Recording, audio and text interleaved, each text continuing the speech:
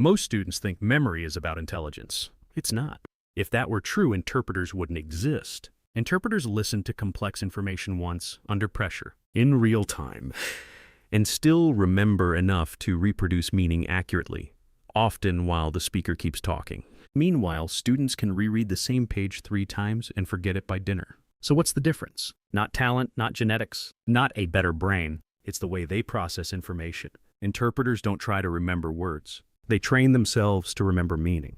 And that one difference completely changes how memory works. In this video, I'll break down the 4 mental habits interpreters use that make recall feel almost unfair, and how you can steal them to study faster, remember more, and stop wasting hours on fake learning.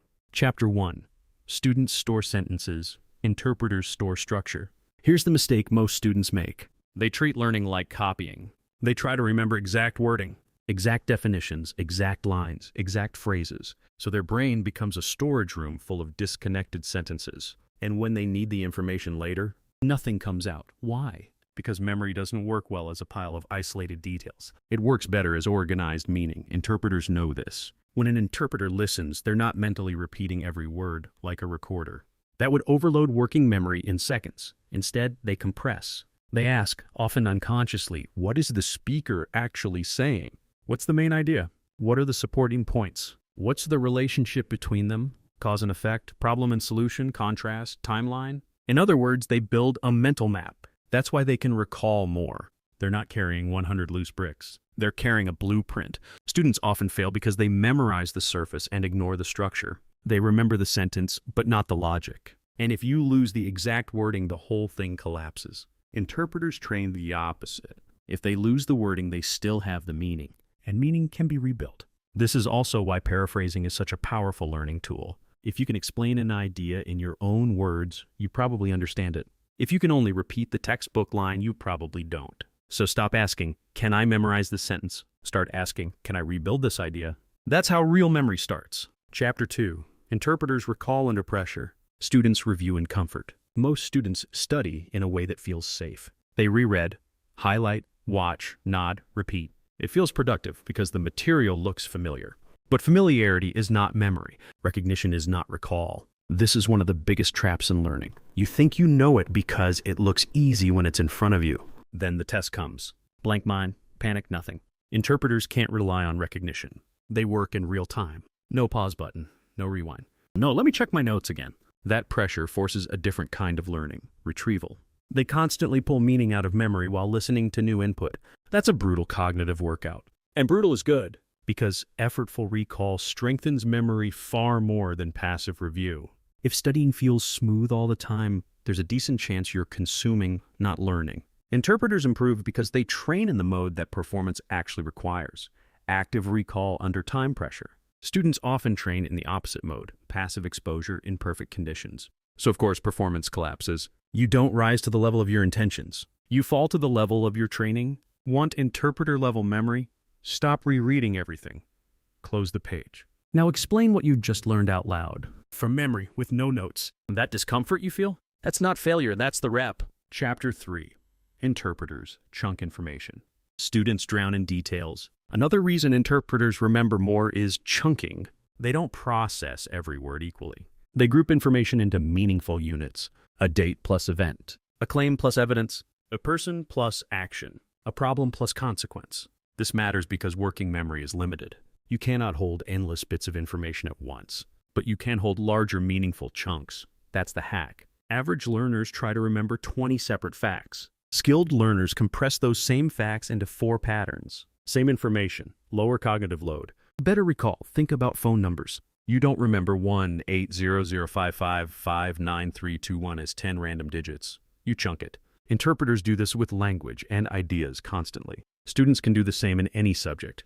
History, chunk by timeline, causes, turning points, outcomes. Biology, chunk by system, function, mechanism, exceptions. Business, chunk by problem, customer, solution, metric. Psychology, chunk by trigger, behavior, reward, consequence. The point is simple. Memory improves when meaning is grouped. This is also why smart note takers don't write everything.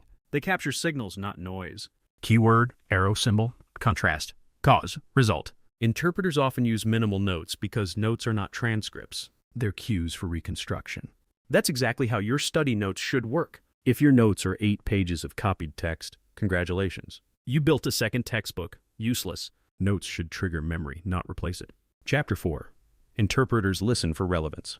Students try to save everything. Students forget fast because they try to remember too much. Everything looks important when you don't know what matters. So they collect and collect and collect more notes, more videos, more tabs, more resources, no filter. Interpreters can't do that. They are forced to prioritize in real time. What is essential to meaning? What can be compressed? What can be dropped without changing the message? That selectivity is a superpower. Memory gets stronger when attention gets sharper. And attention gets sharper when you ask better questions. Not, what did this page say? Ask, what is the core claim? What supports it? What would happen if this were false? How would I explain this to someone in 1 minute? Interpreters survive by extracting signal from noise. Students often fail because they treat noise like signal. This is why top learners seem to remember everything. They don't. They remember what matters, and they organize it so well that it looks like everything. That's a huge difference. And it leads to the final reason interpreters outperform students in memory. They train for transfer, not storage. Chapter 5. Interpreters rebuild meaning. Students hoard information. A lot of students study as if memory is a warehouse. Put more in, hope it stays there. But interpreters treat memory like a reconstruction system. They hear, extract, organize, rebuild. That process creates stronger neural pathways because the brain isn't just receiving information, it's transforming it. Transformation beats repetition. That means if you want to remember more, you should spend less time copying and more time converting. Convert what you learn into your own words, a diagram, a short explanation, a comparison, an example, a story, a checklist, a teaching script. When you transform information, you force understanding. When you force understanding, recall gets easier. This is why teaching is such a powerful study method. Not because teaching is magical, because teaching exposes weak understanding instantly. Interpreters live in that exposure. Students avoid it. Average studying protects your ego. Interpreter-style learning trains your brain. And yes, it feels harder. Good. Hard is where memory starts. So let's recap before you forget this, like a highlighted textbook page. Interpreters remember more than students because they use a better memory process. 1. They store structure, not sentences. 2. They practice recall under pressure, not review in comfort. 3. They chunk meaning to reduce cognitive overload. 4. They filter for relevance instead of trying to save everything. 5. They rebuild information instead of hoarding it. This is not a language trick. It's a learning system. Use it for exams. Use it for coding. Use it for business. Use it for content creation. Use it for anything that requires your brain to work on command. And if you want, start today with one rule. After every study session, close everything and explain the main idea in 60 seconds from memory. No notes, no rereading, no excuses. Do that for 2 weeks and your memory will improve more than most people's in 2 months. Because you'll stop acting like a collector and start training like an interpreter. But here's the thing though. Even people who use active recall still fail if their attention is broken every 5 minutes. That's why the next video is about the real reason your brain can't hold information anymore. And it has nothing to do with intelligence. Watch that next.